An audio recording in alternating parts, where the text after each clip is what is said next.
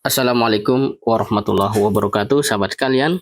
Berita terbaru tentang politik, yaitu Anies Baswedan ungkap tujuan temui Surya Paloh, SBY, dan Salim Segaf Al-Jufri. Kalau kita bandingkan dengan langkah Prabowo, kemudian Ganjar, apa yang dilakukan oleh Anies Baswedan bisa kita nilai sebagai satu langkah yang lebih progresif dibanding dengan kedua capres lainnya. Mengapa?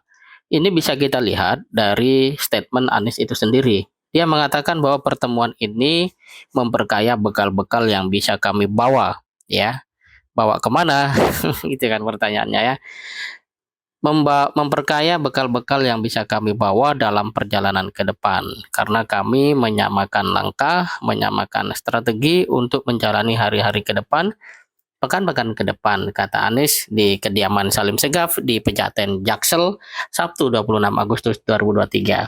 Kalau kita perhatikan, kalimat Anies ini menunjukkan bahwa dirinya sedang punya fokus dan konsentrasi membangun kekuatan soliditas daripada koalisi perubahan itu sendiri. Dan itu dilakukan dengan upaya untuk kembali melakukan dialog, ya, bertemu silaturahim, dan sebelum ini juga Anies Baswedan telah bertemu dengan Surya Paloh. Kalau kita bandingkan dengan misalnya apa yang dilakukan oleh Prabowo yang memang sekarang sedang banjir dukungan, itu katakanlah begitu besar ya, begitu heboh pemberitaannya, namun kita lihat nama Budiman Sujatmiko menjadikan relasi Gerindra dengan PDIP mengalami ketegangan yang tentu saja tidak mudah untuk kemudian disolusikan. Sekalipun ya warna-warna pembicaraan masyarakat atau tokoh di dalam pemberitaan itu seperti menunjukkan hal-hal yang biasa saja, tapi ini tentu bukan satu hal yang biasa-biasa saja. Nah, kemudian Anies mengatakan bahwa dirinya perlu melakukan penyampaian guna penekanan dari percakapan mengenai bagaimana ya kita harus terus menjaga persatuan, menjaga kerekatan antara anak bangsa, sehingga apa yang kita ikhtiarkan melakukan perubahan untuk persatuan itu benar-benar menghasilkan persatuan. Kalimat ini menunjukkan kepada kita bahwa ada sebuah upaya yang secara serius dan berkesinambungan terus dilakukan oleh Anies Baswedan agar upayanya itu tidak sekadar menjadi sesuatu atau kalimat yang dilempar ke publik, manis terdengar namun tidak mudah untuk direalisasikan. Nah, sepertinya Anies memahami itu, bahwa politisi yang sekarang ditunggu oleh bangsa Indonesia adalah yang ketika dia melempar sebuah statement itu dia bisa pertanggungjawabkan, bahkan dia bisa buktikan. Nah, sahabat sekalian, dan ini bisa kita telusuri lagi pada pernyataan Anies yang mengatakan bahwa perjalanan komunikasi daripada upaya konsolidasi koalisi perubahan betul-betul telah mencapai pada taraf yang memadai ya untuk melangkah lebih solid. Ya, Anies mengatakan senang sekali tim 8 telah mencerminkan komunikasi yang setara, komunikasi yang terbuka, komunikasi yang akrab, dan persaudaraan yang sangat kuat.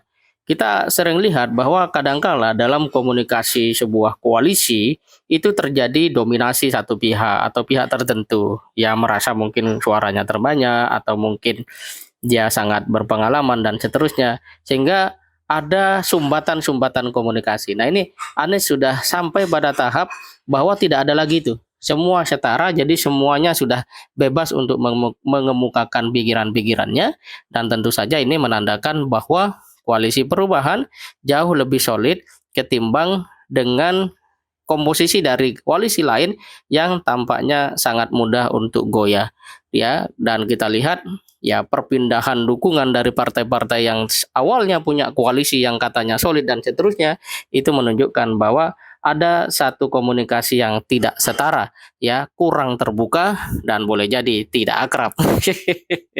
Tapi di hadapan media ya foto-foto dulu lah yang bagus gitu ya, yang menunjukkan seakan-akan solid gitu.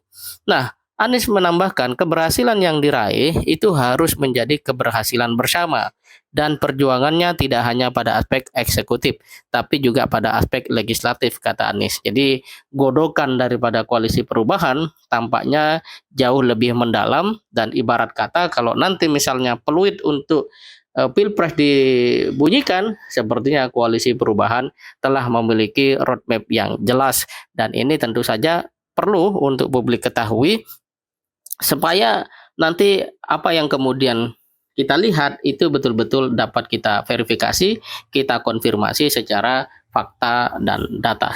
Tapi apakah kemudian koalisi yang lain tidak sedang dalam upaya itu? Tentu saja mereka sedang melakukan upaya-upaya tersebut, bahkan mungkin jauh lebih serius, namun kita belum menemukan di dalam pemberitaan akan satu diksi-diksi dari capres yang kemudian kalau kita baca, kalau kita dengar itu juga merangsang kita berpikir. Nah, ini yang sepertinya belum kita temukan.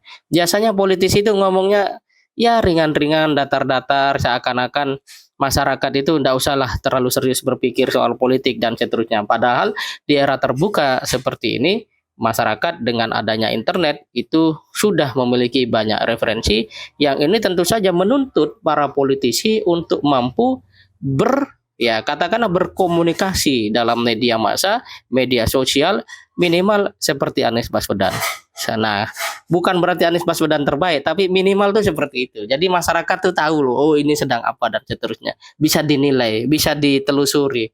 Dan ini bukan sebuah katakanlah pengakuan atau apapun terhadap Anies Baswedan, tapi dalam konteks keterbukaan komunikasi, karena memang politisi itu nantinya akan menentukan nasib rakyat, saya kira langkah-langkah apa, hal-hal apa yang menjadi visi misi dan seterusnya itu bisa diungkapkan ke publik begitu ya. Apalagi memang kita ketahui bahwa Pilpres itu tidak hanya soal kekuatan koalisi, tapi juga yang sangat dinantikan oleh masyarakat apa visi misinya, apakah sudah jelas, kemudian keterbukaan dan kejujuran, kemudian apakah keterlibatan aktif dengan rakyat itu dilakukan secara berkesinambungan atau hanya detik-detik jelang pemilu baru seakan-akan jadi pahlawan rakyat, ya datang tersenyum, ngasih foto macam-macam, ucapannya bagus-bagus, tapi begitu jadi tidak ada lagi hal-hal yang kemudian bisa membuat masyarakat tersenyum, datang pun tidak. Nah, politisi seperti itu sepertinya akan terkubur pada 2024. Demikian, terima kasih. Assalamualaikum warahmatullahi wabarakatuh.